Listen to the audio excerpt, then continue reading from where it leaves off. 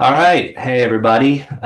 Welcome over here. Been hanging out backstage the whole time, but they've finally let me on stage. I'm really excited to be conducting this little fireside chat with the artist known as doseone, if you can come on stage now.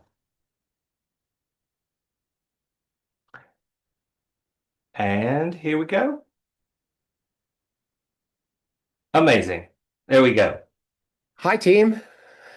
Hi and welcome. I'll definitely let you introduce yourself, but gonna go slight fanboy here. I first discovered Dose One, which we'll call Adam later today, on Scribble Jam '97, Whoa. going way back. Yeah, whoa. Got that Hemispheres record, which I think is about to be, well, I won't say how old, but it's it's aging well. But you you've done all sorts of things, obviously not least of all underground hip hop. But I think the first way, and obviously we're going to talk about music and gaming today, that I came across the fact that you're doing gaming music is, when you love an artist, you go check out what's coming out on Spotify or Apple Music in my case, and all of a sudden, all of these soundtracks started to appear.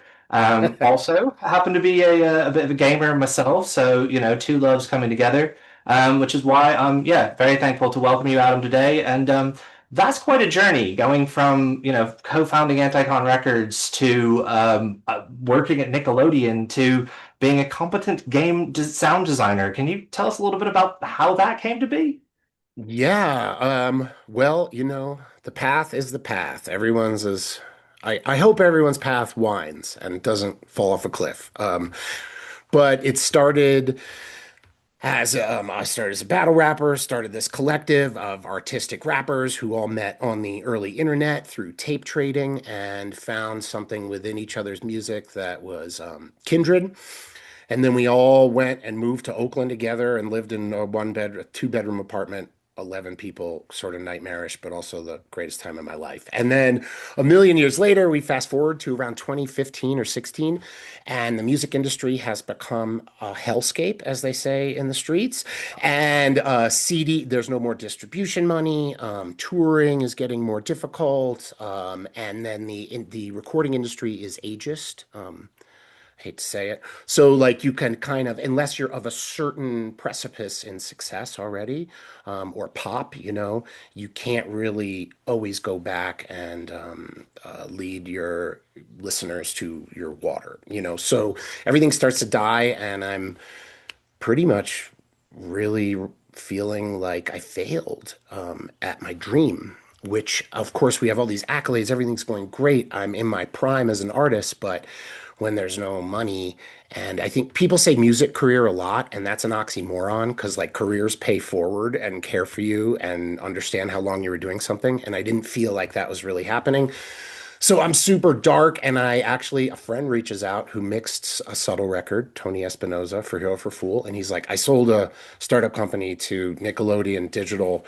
We're making Facebook games. Can you do sound design? And I just said yes, but I had only overdubbed all of Conan the Destroyer with my friend Jell because we were depressed and we needed to laugh. So that was all the sound design I'd ever done. I just said yes. I went in. I did 40 shelved SpongeBob games. I did this weird shelved wizard game. Most of the work was never released, but I did do like a Jersey Shore Facebook game, which was ridiculous. But long story short, very difficult. Had to take a job. Felt very bad. I want all the artists to know out there, if you're indie and living on your own and chasing your dreams, that is 10 times harder than a corporate gig. I just want to take that fear out of your heart. You can do both. So at the end of the corporate gig, it's feeling dark, and I suddenly bumped into and started meeting all these indie game developers. I started game jamming, and literally fate came back into my life like it did when I met people tape trading on the internet and started Anticon. And I met all these amazing indie game developers who were a type of people I'd never met and doing a type of work I never met but always loved. And then I just said yes to everything. I worked for free for years. And then all of a sudden, Gungeon and Gang Beasts happen and they changed my life and actually brought the value into my life that I could never get out of doing my art for art's sake. End quote. So, I mean, when I've managed artists in my time under the sun, and And one of the things a piece of advice try to give, especially to, an artist that's starting out, is to make sure that you diversify. Yeah. Yeah, I mean, I think it's very, very, very important. I mean, to quote the immortal words of KRS-One, who basically talks about how records that used to, I'll paraphrase, basically saying that don't make your art your main hustle because people are like, KRS, have you been here so long? Have you been here so long? And he's like, well, if you think my only hustle is the records I'm selling, there's all this other stuff. And talking to artists I've worked with, that can be, because especially if it's still music, obviously having to work in an ice cream Yeah. shop, that's not Yep. so bad. But you're still doing music, and it sounds like these dark times. This is a new creative avenue for you that maybe doesn't have the same kind of pressure as your main artist project or projects. Yeah, well, the pressure does vary. In some ways, it's even more because I'm working for a far larger entity, and like I think Gungeon has moved like 14 million units, not sold, but moved over all the things. That is so many more people than all the really introspective, poetic people who like my music that I've made my whole life, you know. But the big thing, actually, like, it is the slogan I share with my closest friends, kids that I teach, people I meet on the street. But like, it is absolutely not my talent that got me to my success.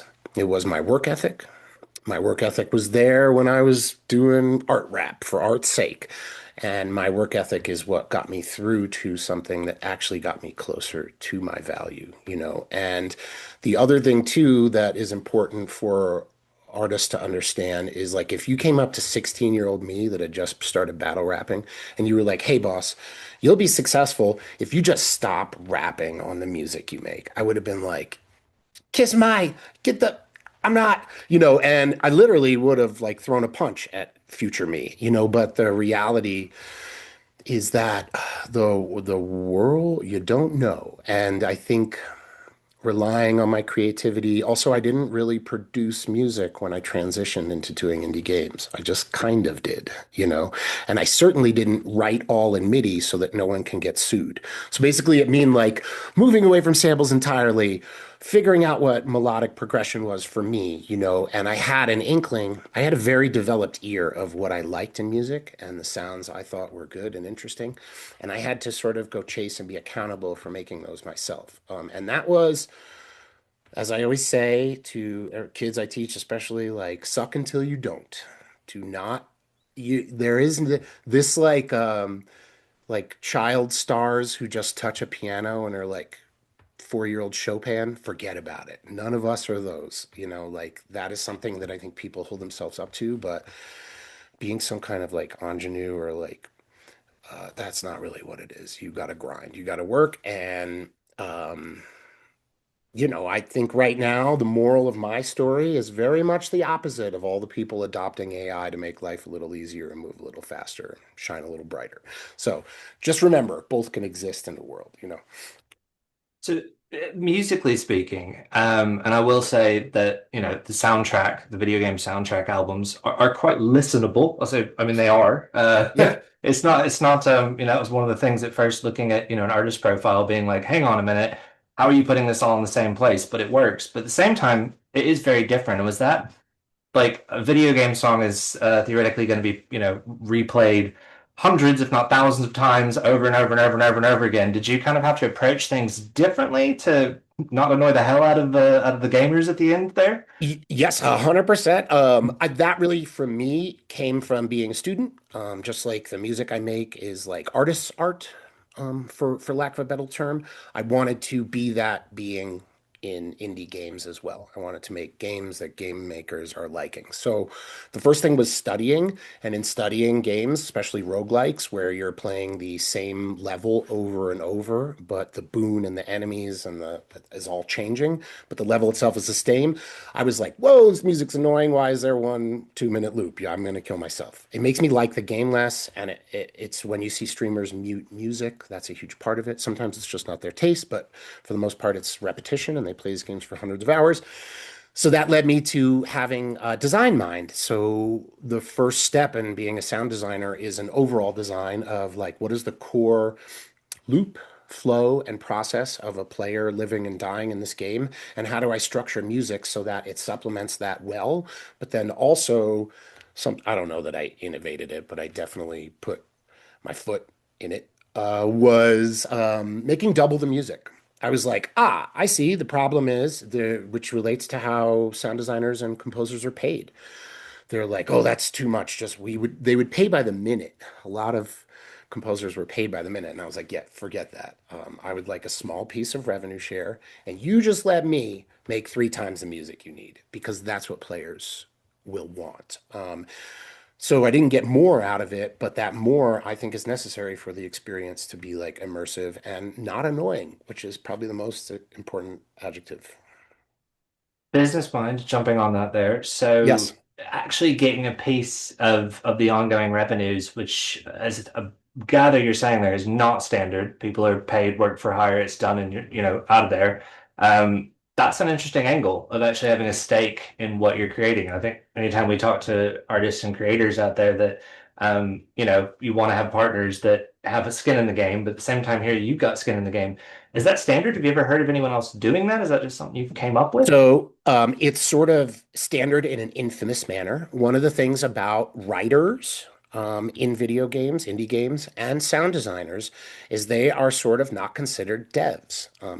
But no one is like poking me. We're not getting bullied about it at game conferences, but it is like this quiet secret that looms, you know. So we're not a developer. We're brought on sort of at the sphincter of the process. If this is a cow diagram, the sound happens right by the butthole at the very end of the game, and you're late and all this stuff, and they want to charge you by the minute and rush and just they'll be like, it's a Western game, just make Western music. And you're like, come on, man, respect my authoriton. So moving through that, I actually had a conversation with Disasterpeace, who is one of my, I think he's younger than me, but he is like a business and game daddy to me. And I met Disasterpeace and we went to lunch and I was like nervous, but I was like, hey man, is it okay to ask for revenue share? Because the work I did on this game is 3 times that of an album. And I was like, I just don't know. And he was like, absolutely. The value you add when you boot a game up, you don't even get to play feel, which is the thing that really hooks you. You see visuals and you hear music. And that is permanent value that is always embedded in that game. So it was actually just about being really honest. And I just asked the developers I work with, what percentage are you comfortable with? And I'm not trying to drive hard bargains or anything. But also, too, over the years, I've had to sophisticate that because some games, even if they're the greatest game ever made, they can come out and not do that well because world. So you want to get some sum of money that can be recouped against that rev share or not, depending on whom you're working with. But this all means you really got to go hard in the paint. That's a sports metaphor. I apologize. You must overwork, which is my MO.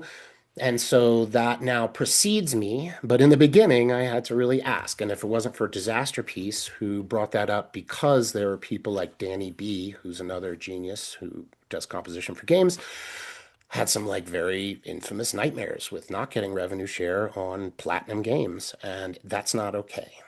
So here we are. We all fight the same fight. Work hard, ask for the value you deserve. And then also you work forever for the game. So if it does DLC, trailers, whatever you do, because I get revenue share, I am your, I don't know what, footstool. I'll do whatever you say. It's like a very honest relationship to having stake, which I think is important for everybody. So that's quite a transition, and thank you for jumping into that business aspect. Because as everybody out there knows, got to keep your eyes open and negotiate. Yep. Um, any sort of tips in terms of like how one might make themselves ready to if sound design and sound tracking for games was the path they wanted to go down? Yeah. Anything that you would say like first steps other than have a best friend that can help get you on a game soundtrack? Yeah, right. So I would say one of the most difficult things First of all, number one thing you should do is game jam. That is the reason I fell in love with the community. Seeing a game get made in 48 hours or 2 weeks is like, no way, this is people. Because when I was a child, I thought video games were born from 78 Japanese men in a tower making Konami. What, you know what I mean? I come from NES world, and it was very inaccessible. And honestly, I thought I was too stupid. I'll be frank. I don't do well on standardized testing, but I have a little genius gland in me, but it involves poems and creating something from nothing, So never thought I could be involved, but the creating something from nothing gland was like I was a fish in water when I started game jamming. And not only does it give you experience, but you also learn how to work with devs. You learn how to, in my case, be the dumbest dude in the room who still might have a great deal to contribute, which means a lot of people, when they come from the outside into games, they're like, this video game's cool, but what if everyone had a gun and the people were red and you never died? And you have to realize that your ideas aren't great until they are. So your musical ideas might be perfect, but as you try to adapt, you really have to respect and learn how this system that includes you, but you're a part of its dynamism, and you have to sort of take a back seat to it and a front seat when you are able.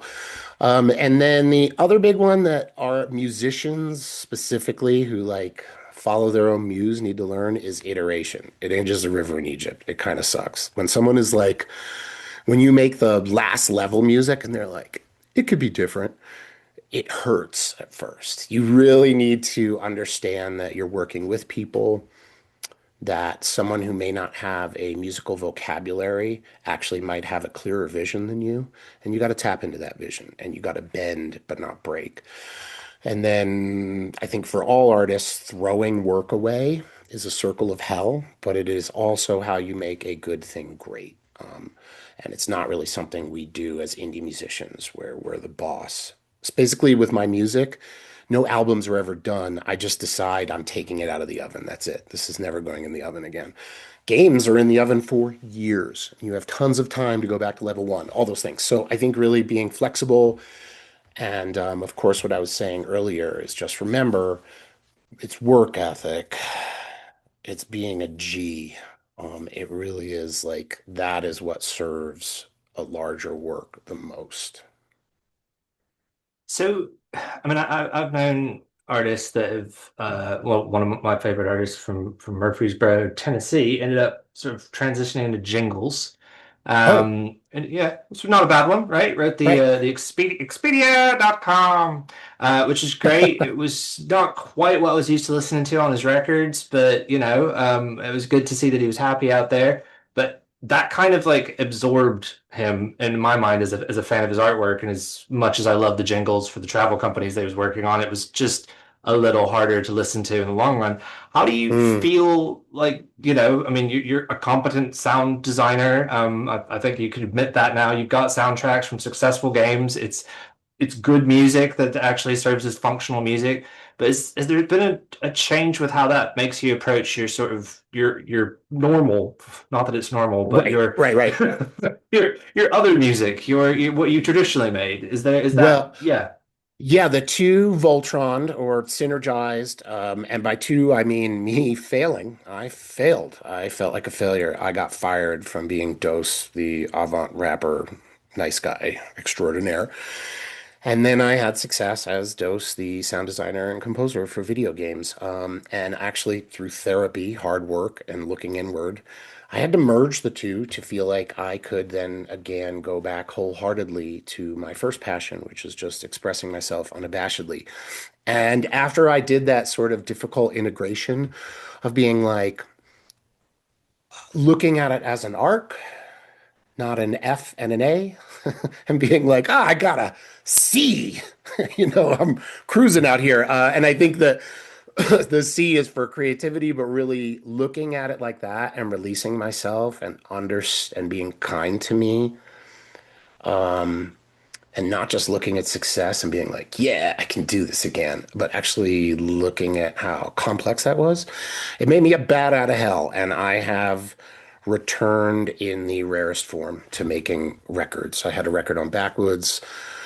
a year ago, and in the last 2 years, I have recorded 8 full lengths, and I've already got 50 LPs out in the universe. So I will die recording and true to myself. And uh, it is a gift, but it is work to keep the gift aglow. Because, like you said earlier, man, is it easy to be a shadow of your former self in this world, especially when things are good for you.